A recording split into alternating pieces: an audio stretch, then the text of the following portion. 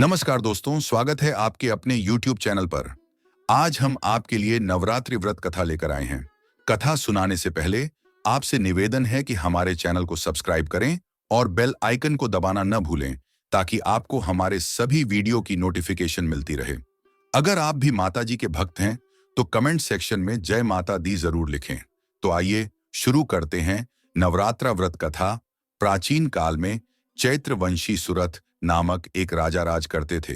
एक बार उनके शत्रुओं ने आक्रमण कर दिया और उन्हें युद्ध में हरा दिया। राजा को बलहीन देखकर उसके दुष्ट मंत्रियों ने राजा की सेना और खजाना अपने अधिकार में कर लिया, जिसके परिणाम स्वरूप राजा सूरत दुखी और निराश होकर वन की ओर चले गए और वहां महर्षि मेधा के आश्रम में रहने लगे। एक दिन आश्रम के निकट राजा की भेंट समाधि नामक एक वैश्य से हुई, जो अपनी स्त्री और पुत्रों के दुर्व्यवहार से अपमानित होकर वहां निवास कर रहा था। समाधि ने राजा को बताया कि वह अपने दुष्ट स्त्री पुत्रादिकों से अपमानित होने के बाद भी उनका मोह नहीं छोड़ पा रहा है। उसके चित्त को शांति नहीं मिल पा रही है।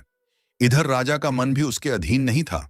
राज्य धनादिक की चिंता अभी भी उसे बनी हुई थी, जिससे वह बहुत दुखी थे। तदांतर दोनों महर्षि मेधा के पास गए। महर्षि मेधा यथा योग्य संभाषण करके दोनों ने वार्ता आरंभ की। उन्होंने बताया, यद्यपि हम दोनों अपने स्वजनों से अत्यंत अपमानित और तिरस्कृत होकर यहाँ आए हैं, फिर भी उनके प्रति हमारा मोह नहीं छूटता। इसका क्या कारण है? महर्षि मेधा ने कहा, मन शकित के अधीन होता है। आदिशक्ति भगवती के दो रूप है, विद्या और अविद्या। विद्या ज्ञान का स्वरूप है तथा अविद्या अज्ञान का स्वरूप है। अविद्या मोह की जननी है, किंतु जो लोग मां भगवती को संसार का आदि कारण मानकर भक्ति करते हैं, मां भगवती उन्हें जीवन मुक्त कर देती है। राजा सूरत ने पूछा, भगवान, वह देवी कौन सी है जिसको आप महामाया कहते हैं? हे ब्राह्मण, वह कैसे उत्पन्न हुई और उसका क्या कार्य है? उसके चरित्र कौन कौन से हैं? प्रभो, उसका प्रभाव स्वरूप आदि सबके बारे में विस्तार में बताइए। महर्षि मेधा बोले, राजन, वह देवी तो नित्या स्वरूप है। उनके द्वारा यह संसार रचा गया है। तब भी उसकी उत्पत्ति अनेक प्रकार से होती है, जिसे मैं बताता हूं।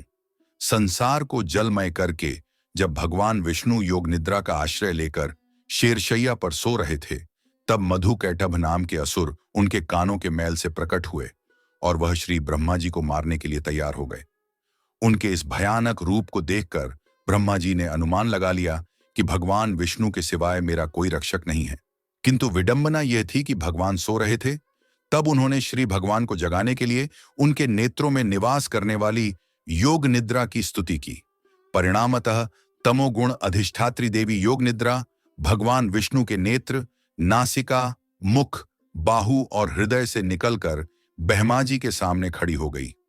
योग निद्रा के निकलते ही श्री हीर तुरंत जाग उठे। उन्हें देखकर राक्षस क्रोधित हो उठे और युद्ध के लिए उनकी तरफ दौड़े। भगवान विष्णु और उन राक्षसों में 5000 वर्षों तक युद्ध हुआ। अंत में दोनों राक्षसों ने भगवान की वीरता से प्रसन्न होकर उन्हें वर मांगने को कहा। भगवान ने कहा, यदि तुम मुझ पर प्रसन्न हो तो अब मेरे हाथों मर जाओ। बस इतना ही वर मैं तुमसे मांगता हूं। महर्षि मेधा बोले।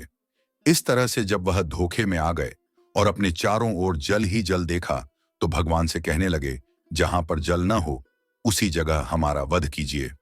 तथास्तु कहकर भगवान श्री हरि ने उन दोनों को अपनी जांघ पर लिटाकर सिर काट डाले। महर्षि मेधा बोले, इस तरह से यह देवी श्री ब्रह्मा जी के स्तुति करने पर प्रकट हुई थी। अब तुमसे उनके प्रभाव का वर्णन करता हूं, सो सुनो। प्राचीन काल में देवताओं के स्वामी इंद्र और असुरों के स्वामी महिषासुर के बीच पूरे 100 वर्ष तक घोर युद्ध हुआ था। इस युद्ध में देवताओं की सेना परास्त हो गई और इस प्रकार देवताओं को जीत महिषासुर इंद्र बन बैठा था। तब हारे हुए देवता श्री ब्रह्मा जी को साथ लेकर भगवान शंकर व विष्णु जी के पास गए और अपनी हार का सारा वृत्तांत उन्हें कह सुनाया। उन्होंने महिषासुर के वध के उपाय की प्रार्थना की, साथ ही अपना राज्य वापस पाने के लिए उनकी कृपा की स्तुति की। देवताओं की बातें सुनकर भगवान विष्णु और शंकर जी को दैत्यों पर बड़ा गुस्सा आया।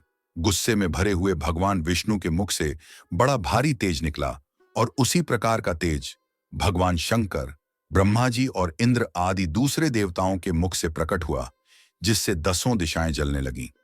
अंत में यही तेज एक देवी के रूप में परिवर्तित हो गया। देवी ने सभी देवताओं से अयुद्ध, शक्ति तथा आभूषण प्राप्त कर उच्च स्वर से गगनभेदी गर्जना की, जिससे समस्त विश्व में हलचल मच गई। पृथ्वी, पर्वत आदि डोल गए। क्रोधित महिषासुर दैत्य सेना लेकर इस सिंहनाद की ओर दौड़ा। उसने देखा कि देवी की प्रभा से तीनों लोक प्रकाशित हो रहे हैं। महिषासुर ने अपना समस्त बल और छल लगा दिया, परंतु देवी के सामने उसकी एक न चली। अंत में वह देवी के हाथों मारा गया। आगे चलकर यही देवी शुंभ निशुंभ नामक असुरों का वध करने के लिए गौरी देवी के शरीर से उत्पन्न हुई। उस समय देवी हिमालय पर विचर रही थी।